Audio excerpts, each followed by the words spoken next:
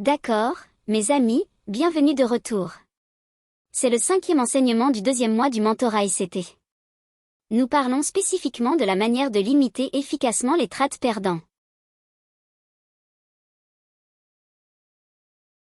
Nous allons revoir la même taille d'échantillon d'action des prix et nous allons l'aborder un peu différemment, en supposant que nous étudions cette classe d'actifs particulière ou ce marché, si vous préférez. Nous allons suivre notre procédure habituelle de marquage du marché et de détermination des multiples de risques et de récompenses, et nous avons noté le petit bloc d'épaule. Nous avons identifié l'endroit où le marché devrait redescendre, et nous avons identifié le seuil moyen et une hypothétique entrée longue sur le bloc d'ordre haussier secondaire.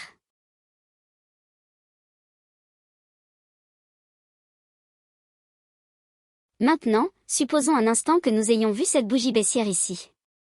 Cela soutient l'idée que nous devrions voir un certain achat ou une recapitalisation de cette bougie baissière. Nous voyons cela se produire ici. Maintenant, nous ne savons pas avec certitude si cela va se produire, mais supposons un instant que nous sommes entrés en position longue à ce moment-là. En comprenant le seuil moyen, nous n'aimons pas voir le milieu de la bougie baissière sur un bloc d'ordre haussier violet, car certains d'entre vous sont tous nouveaux et il est probable que vous preniez le trade et que vous vouliez placer un stop loss juste un peu en dessous de ce seuil moyen, et il n'y a rien de mal à cela normalement. Mais disons par exemple que vous avez fait cela et que vous avez été stoppé. Que feriez-vous? Évidemment, je vais vous donner une tournure intéressante. Vous pourriez dire: oui, vous avez été stoppé ici et vous avez subi une perte totale de 2%, ou si vous êtes un A et que vous pensez être vraiment un trader d'élite, vous prenez un risque supérieur à 2%, vous auriez probablement été sérieusement brûlé, et si vous êtes un joueur et que vous risquez beaucoup d'argent sur vos trades de cette façon et que vous ne ressentez aucune douleur, c'est un problème. Nous n'avons pas besoin de prendre de gros risques, nous n'avons pas besoin de faire beaucoup de trades, mais nous rencontrerons des trades perdants.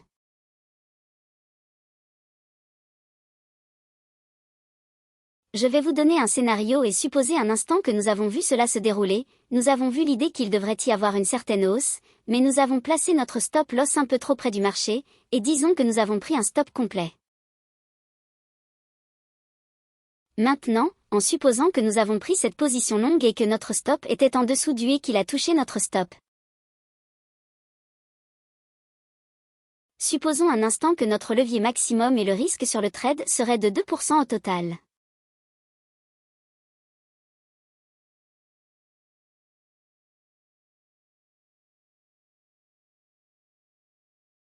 Eh bien, cela signifie que nous devrions revoir le même trade et réévaluer s'il est toujours possible de le prendre. Évidemment, nous avions notre esprit fixé sur cette configuration potentielle initialement, mais si le trade ne s'est pas complètement effondré.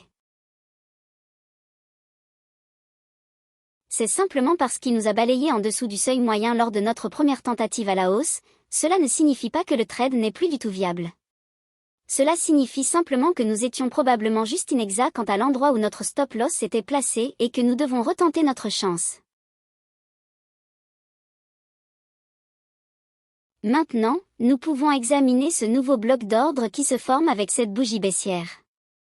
Le prix s'éloigne de celui-ci sur cette bougie ici, il passe au-dessus de cette bougie baissière. Lorsqu'il fait cela, cela autorise tout nouveau retour vers cette bougie baissière comme une opportunité d'achat. Le marché revient ici. Nous pouvons prendre une position longue ici.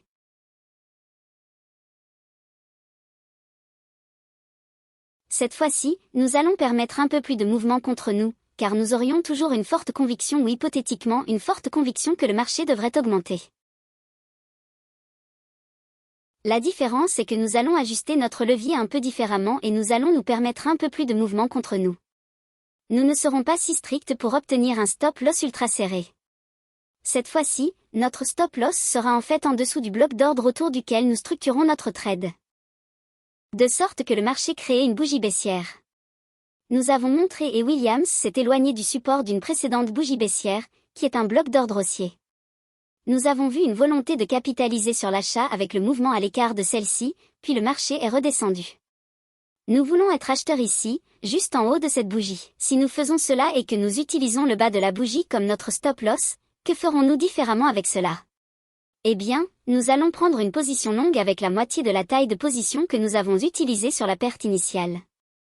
Par exemple, si nous avons subi une perte initiale de 2% sur le premier trade, nous devons passer à 1%.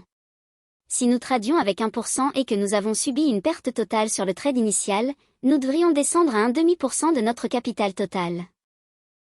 Maintenant, si la perte initiale était de 2% du capital, ce trade serait à nouveau d'1% du capital total en termes de risque total. Ainsi, nous définissons le trade en entrant au sommet de cette bougie baissière.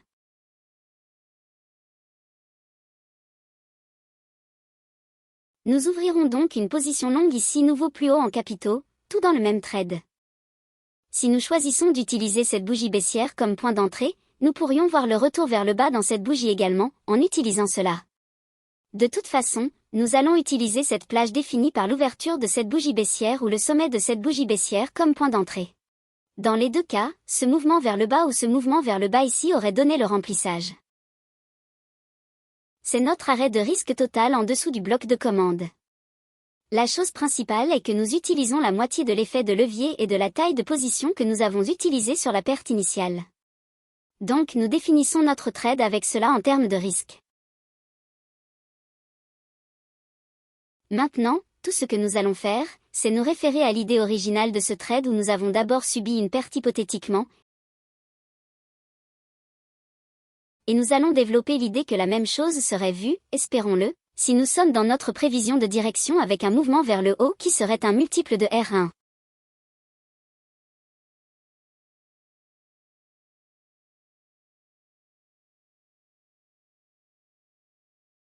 Donc, si nous avons 1% de risque défini par l'entrée ici et l'arrêt ci-dessous, une fois que nous atteignons ce niveau de prix ici, nous sommes déjà à 1% de rendement, nous avons donc récupéré la moitié de notre perte initiale en profit ouvert. Une fois que nous avons encore une déviation standard par rapport à ce que notre risque est défini, nous sommes déjà à 2% atténués, en d'autres termes, notre trade perdant que nous venons d'avoir en utilisant la moitié du risque initial est déjà atténué.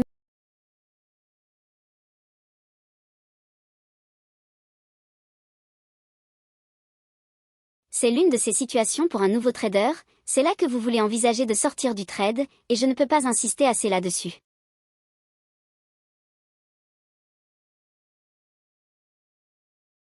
Parfois, il est bon de revenir à l'équilibre, de se détendre, puis de se regrouper, surtout si vous êtes en retard dans la semaine, par exemple si vous avez tradé toute la semaine et que vous avez subi une perte, et qu'il est maintenant jeudi ou vendredi, et que vous avez l'opportunité de récupérer ces 2%, arrêtez-vous complètement et prenez-le. Terminez la semaine à l'équilibre, ne commencez pas le week-end avec une perte nette si le marché vous offre l'opportunité de récupérer cette perte. Et si vous êtes en retard dans la semaine ou en fin de séance de trading, sortez du trade, allez sur la touche et soyez heureux de l'avoir fait. Rien ne dit que cela va continuer à monter, c'est pourquoi, une fois que le marché nous donne l'opportunité d'effacer nos erreurs, faites-le.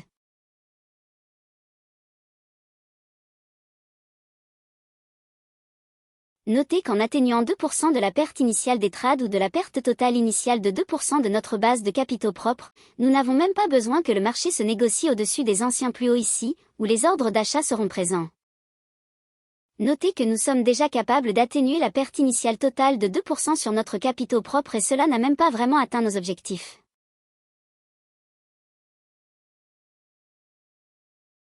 Évidemment, avec un multiple de 3R, nous sommes maintenant en territoire inconnu. Maintenant, nous avons fait un nouveau gain net. Si vous décidez de laisser la position ouverte, il suffit de suggérer que c'est là que vous voulez suivre le stop loss jusqu'à où vous pouvez ne perdre plus en dessous du profit ouvert de la perte de 2%.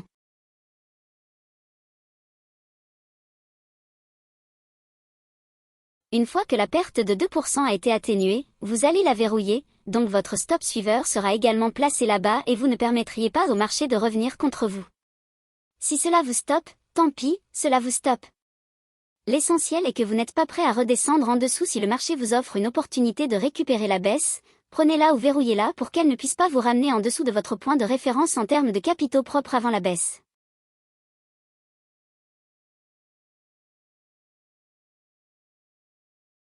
Une fois que nous atteignons un multiple de R3, d'accord, à mon avis, c'est à peu près là que vous voulez prendre vos bénéfices et clôturer votre position. Donc, soit vous la clôturez une fois que vous avez atténué entièrement votre perte, quand vous atteignez R2, parce que cela vous remboursera essentiellement votre perte en pourcentage, même si vous réduisez l'effet de levier de moitié, quelle que soit la taille de la position, vous avez seulement besoin d'un multiple de R2 pour que le trade vous soit remboursé.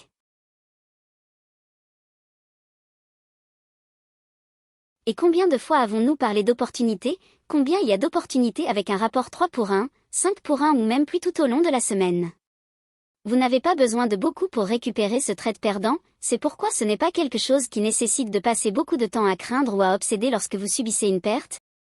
Elles sont faciles à récupérer, il vous suffit de maintenir votre état d'esprit concentré. Une fois que le marché vous offre R2 ou l'atténuation de votre perte initiale, vous voulez la verrouiller et ensuite donner au marché de l'espace si vous ne prenez pas les 2% en retour ou quelle que soit la perte initiale, si vous ne la retirez pas et ne remboursez pas votre baisse et ne ramenez pas votre capital propre à son niveau initial avant la baisse, vous voulez au moins la verrouiller initialement.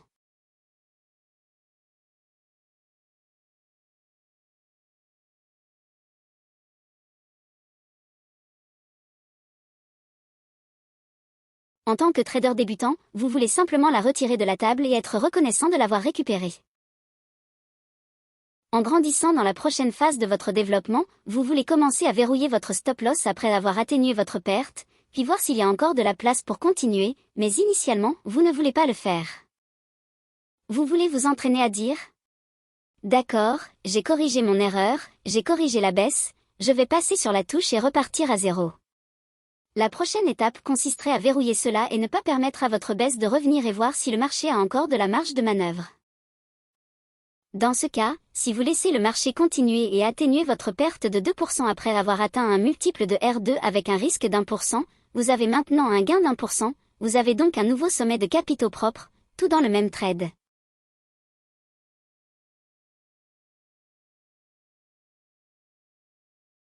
Tout cela a été fait en se concentrant sur une seule configuration que vous avez peut-être gâchée, vous avez peut-être pris position et vous êtes devenu trop agressif quant à l'endroit où devrait se situer votre stop-loss, ou parfois vous êtes simplement un peu trop tôt et ça va aller à un niveau qui aurait parfaitement de sens une fois que vous le voyez le faire, mais parce que certains d'entre nous sont très émotifs, très pressés de prendre une décision. Il n'y a aucune raison de craindre de revenir en arrière et de revoir ce trade. Combien de fois avez-vous subi une perte? Et vous saviez qu'il y avait encore une probabilité ou une possibilité de voir ce trade se réaliser dans la direction que vous pensiez qu'il allait prendre initialement. Mais vous aviez trop peur de réinvestir et perdre de l'argent si vous diminuez votre levier et votre risque total de moitié d'accord. Jouons à l'avocat du diable pendant un instant. Disons que nous avons acheté celui-ci ici, d'accord, nous avons acheté celui-ci ici, puis nous avons utilisé le seuil moyen comme stop et il nous a arrêté ici, et puis nous avons utilisé cette bougie baissière quand le prix est redescendu dedans. D'accord, nous sommes allés longtemps et disons par exemple, vous savez, nous avons fait la même chose, nous utilisions le milieu de cette bougie ici et nous voulions avoir un stop loss ultra court terme et il est descendu contre nous et nous a sorti ou peut-être que cela nous a fait peur. D'accord, et le marché continue quand il redescend dans ce bloc d'ordre, ce serait une autre opportunité. Donc si vous avez commencé avec 2% ici sur ce trade ici et que vous avez été éliminé et que vous avez eu un stop complet, il est très peu probable que vous ayez cette probabilité serait presque impossible. Mais nous allons dire que vous avez pris un stop complet à 2% ici sur ce stop, disons que vous avez pris un coup complet d'1% ici en étant agressif en essayant de placer votre stop trop court au seuil moyen, d'accord, et vous vous faites sortir encore une fois, vous devriez descendre à 1,5% ici, d'accord? Donc encore une fois, avec la même idée si nous utilisions une entrée sur cette base et l'action devrait être en dessous de ce creux.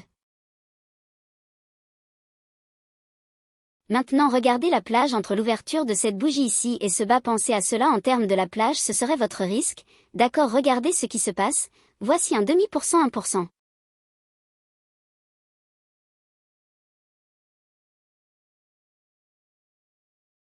« 2% vous auriez toujours récupéré vos 2% juste sur cette montée ici.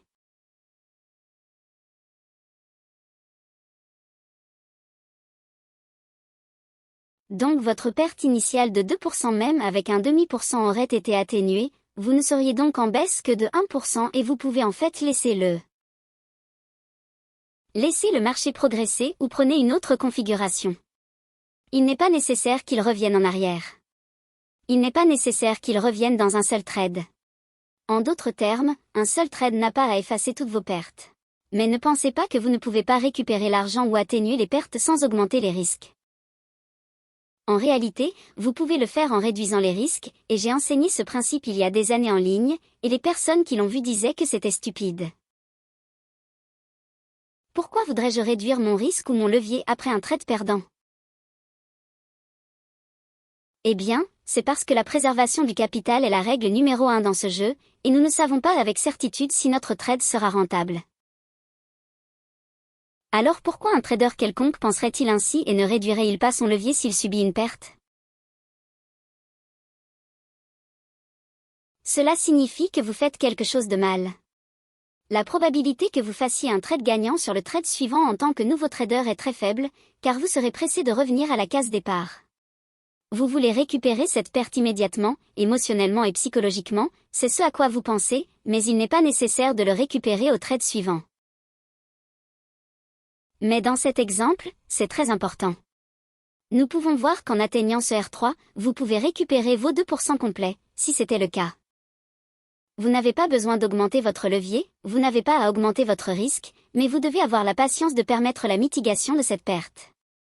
Et vous n'avez pas besoin de le faire en augmentant votre risque, vous le faites en réduisant votre risque, car supposons par exemple que votre première perte soit de 2%. Comment savez-vous que ce n'est pas le début d'une série de 10 trades perdants d'affilée? Cela peut vous arriver, cela peut m'arriver, cela peut arriver à n'importe qui. Donc, si vous continuez à 2%, voire pire, si vous augmentez votre risque, vous jetez de l'argent à... Vous construisez une pensée toxique, vous vous permettez d'être émotionnellement épuisé, vous allez dépenser beaucoup de capital mental, et vous allez vous retrouver dans le trading basé sur la peur. Nous avons déjà parlé du trading basé sur la peur et de ses conséquences dans la leçon précédente, et nous ne voulons pas trader avec cet état d'esprit.